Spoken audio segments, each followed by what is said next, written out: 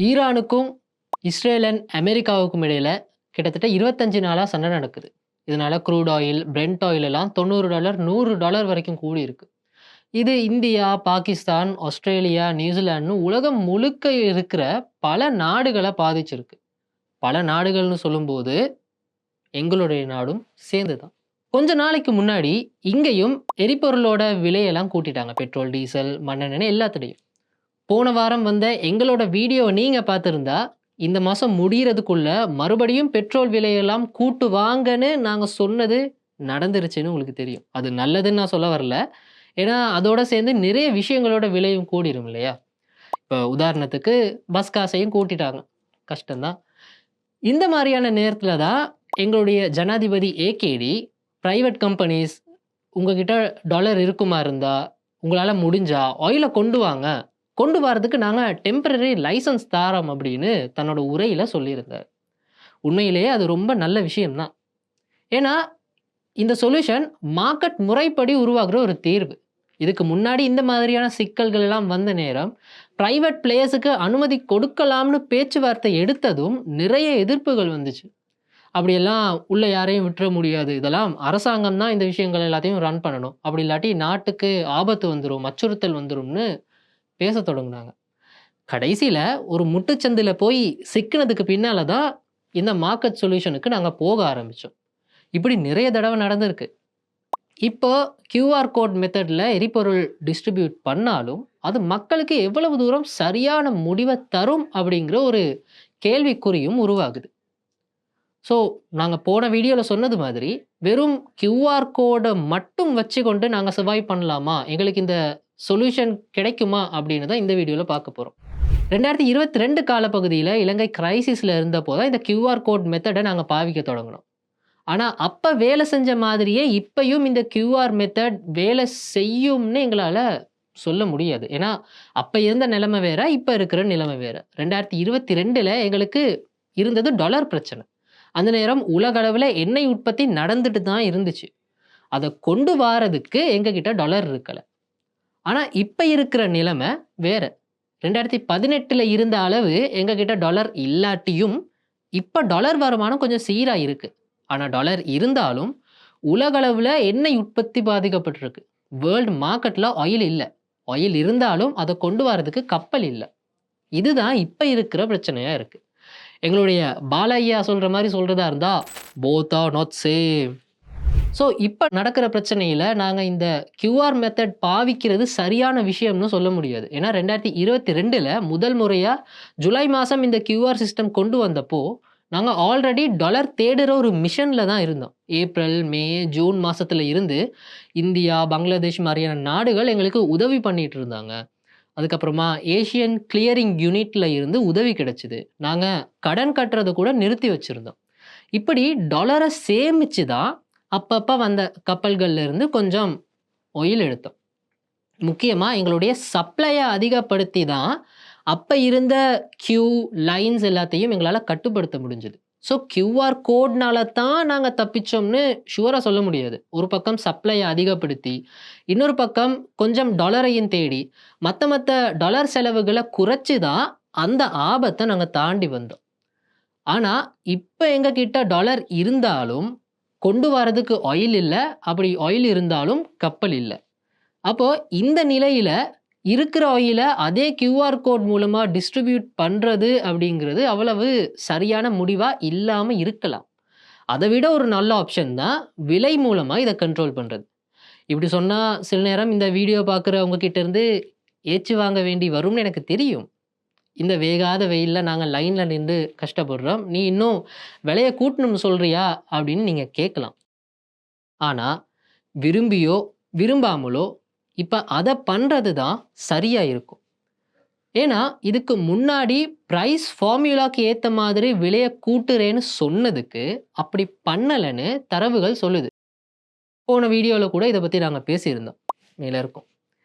ஒவ்வொரு மாச கடைசியிலயும் விலைய கூட்டினாலும், பிரைஸ் ஃபார்முலா பத்தி ஒரு வெளிப்படைத்தன்மை இல்லாம இருக்கு. இந்த மாதிரி ஒரு விலை சூத்திரம்னு ஒண்ணு வைக்கிறதே வெளிப்படைத்தன்மைக்கு தான். ஆனா, இதுல டிரான்ஸ்பரன்சி இல்லாம, இப்படி சர்வதேச அளவுல ஒரு பாதிப்பு வந்ததும், ஒரேடியா எங்களால விலைய கூட்டவும் முடியாது. அது இன்னும் ஒரு சிக்கலான தன்மைய உருவாக்கி விட்டுரும். நாங்க ஆரம்பத்துல இருந்தே படிப்படியா விலைய கூட்டியிருந்தா, மக்கள் தேவையில்லாம எரிபொருள் கன்சியூம் பண்றத, இத விட எங்களால கொஞ்சம் கண்ட்ரோல் பண்ணி இருக்க முடியும். ஆனா, இப்ப எல்லாம் இன்னும் கொஞ்சம் சிக்கலாகி இருக்கு. கியூஆர் கோட் குடுக்குறாங்க. அதோட இந்த ஒற்றை, இரட்டை மெத்தட்ல குடுக்குறாங்க பெட்ரோல் எல்லாம். ஜெனரேட்டருக்கு டீசல் ஃபில் பண்றதுன்னா ஒரு தனி மெத்தட் இருக்கு. விவசாய தேவைகளுக்கு ஒரு தனி சிஸ்டம் இருக்கு. ஆம்புலன்ஸுக்கு ஒரு தனியான ஒரு கோட்டா, பப்ளிக் டிரான்ஸ்போர்ட்டுக்கு ஒரு தனி கோட்டான்னு எல்லா இடமும் பிரிஞ்சு, சிதறி இருக்கிறதால, இது மூலமா ஊழல் நடக்கிறதுக்கும், கையாடல் நடக்கிறதுக்கும் நிறைய வாய்ப்புகள் இருக்கு. அதே நேரம் எரிபொருளோட விலை கூடுதுன்னு தெரிஞ்சதும், நிறைய பேர் அத பதுக்கி வைக்க தொடங்கிருவாங்க. உங்களுக்குலாம் தெரியும்ல இந்த மாரி அது நடந்திருக்கு. அப்படி இல்லாட்டி எங்கேயுமே போறதுக்கு தேவை இல்லாட்டியும், ட்ராவல் பண்றதுக்கான தேவையே இல்லாட்டியும் கூட, எரிபொருள் இல்லாம போயிருமோங்கிற பயத்துல, அனாவசியமா வாகனத்துல டேங்க் ஃபில் பண்ணி, அந்த வாகனத்த கொண்டு போயிட்டு வீட்டுக்குள்ள வச்சுருவாங்க. இதனால அவசரமா பெட்ரோல் தேவைப்படுற ஆட்களுக்கு, எரிபொருள் இல்லாம போயிருது. ஸோ இந்த மாரியான விஷயங்கள் நடக்காம இருக்க, விலை மூலமா கண்ட்ரோல் பண்ணலாமே தவிர, திடீர்னு ஒரு ரெகுலேஷன் ஃப்ரேம்வொர்க்க கொண்டு வந்து, அத செயல்படுத்த நினைக்கிறது எவ்வளவு தூரம் வொர்க் ஆகும்னு தெரியல. அதனால கியூஆர் கோட் கொண்டு வந்தாலும், விலைய அட்ஜஸ்ட் பண்றது கண்டிப்பா நடக்கணும். அதே நேரம், நாங்க போன வீடியோல சொன்னது மாதிரி, பெட்ரோல், டீசல், கேஸோட விலை கூடுறதால பாதிக்கப்பட போற ஏழை மக்கள் இருக்காங்க இல்லையா? அவங்களுக்கு பணம் மூலமா ஒரு உதவித்தொகை குடுக்குறதும் கண்டிப்பா நடக்கணும். ஆனா, அத எல்லாத்தையும் விட்டுட்டு, திடீர்னு கொண்டு வர்ற இந்த ஃப்ரேம்வொர்க் எல்லாம் ஒரு ஷார்ட் டெர்ம் சொல்யூஷனா தான் இருக்கும். ஏன்னா, எங்களோட அரசாங்கம் எதுவுமே, இப்ப இருக்கிறதும் சரி, இதுக்கு முன்னாடி இருந்த அரசாங்கங்களும் சரி, கொண்டு வர்ற முடிவுகள் தப்பா இருந்தா, அத உடனடியா கேன்சல் பண்ற பழக்கமே இல்ல. முடிவ மாத்துறதுக்கு ரொம்ப லேட் ஆகும். கோவிட் காலத்துல வாகனம் இறக்குமதி பண்றது சம்மந்தமா எடுத்த முடிவா இருக்கட்டும், அ ஆன்லைன் சேஃப்டி வில் பத்தி கொண்டு வந்த முடிவா இருக்கட்டும், இல்ல பயங்கரவாத எதிர்ப்பு சட்டம் சம்மந்தமா எடுத்த முடிவுகளா இருக்கட்டும். இது எதுவுமே உடனே கேன்சல் பண்றோம்னு சொன்னதுக்கு உடனடியா நடக்கல. ஸோ முடிவுகள் தப்பான வழியில போச்சுன்னு சொன்னா, அதிலிருந்து ரிகவர் ஆகுறதுக்கான ஃப்ளெக்ஸிபிலிட்டி இன்னும் எங்களுடைய அரசாங்கத்துக்கு உருவாகல. ஆனா, இப்ப மார்க்கெட் சிஸ்டமுக்கு ஏத்த மாதிரி பிரைவேட் கம்பெனிஸ் முடியுமா இருந்தா ஒரு லைசென்ஸ் எடுத்து ஆயில் கொண்டு வரதுக்கு அனுமதி கொடுத்தது ஒரு நல்ல முடிவு தான். அதே நேரம் அரசாங்கம் பண்ணக்கூடிய இன்னொரு விஷயம் தான், இப்ப வச்சிருக்கிற பிரைஸ் கேப்ப இல்லாம பண்றது.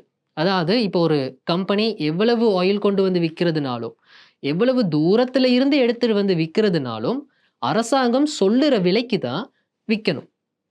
உதாரணத்துக்கு சைனோபெக், ஐஓசி மாதிரி கம்பெனிகளுக்கு ஹோர்முஸ் ஜலசந்தி வழியா இல்லாம, வேற வழி மூலமா ஆயில் கொண்டு வர முடியுமா இருந்தா, அப்படி கொண்டு வரதுக்கு கொஞ்சம் செலவாகுமா இருந்தா, அதுக்கு ஏத்த மாதிரி கொண்டு வர்ற எண்ணெயோட விலைய அட்ஜஸ்ட் பண்றதுக்கு அனுமதிக்கணும். அஃப்கோர்ஸ் அப்படி செஞ்சா சைனோபெக், ஐஓசி ஆயிலோட விலைகள் எல்லாமே கூடிரும். ஆனா எண்ணெயே இல்லாம இருக்கிறதுக்கு, கொஞ்சம் அதிக விலைய குடுத்தாவது எண்ணெய தக்க வச்சு கொள்றது நல்ல முடிவா இருக்குமா இல்லையா? அதே நேரம் எங்களுடைய அரசாங்கம் பண்ணக்கூடிய இன்னொரு வேலை தான், இன்னும் நிறைய பிளேயர்ஸ வரவிடுறது. நாட்டுக்குள்ள வரவிடுறது. நிறைய பிளேயர்ஸ் அதாவது கம்பெனிஸ வரவிடுறது பத்தி அட்வொகாட்டா மூலமா நாங்களும் நிறைய தடவ பேசியிருக்கோம். இப்போதைக்கு இலங்கையில சைனோபெக் இருக்கு, ஆர்எம் பார்க்ஸ் இருக்கு, லங்கா ஐஓசி இருக்கு. இன்னும் சில கம்பெனிஸ் வந்து திரும்பியும் போயிருக்கு. ஆனா இப்படி நிறைய கம்பெனிஸ் இருந்தாலும், இன்னமும் சிபெட்கோ கம்பெனி தான் அதிகமான ஒரு மொனோபோலிய வச்சிருக்கு. அதையும் நாங்க ஞாபகப்படுத்தி தான் ஆகணும்.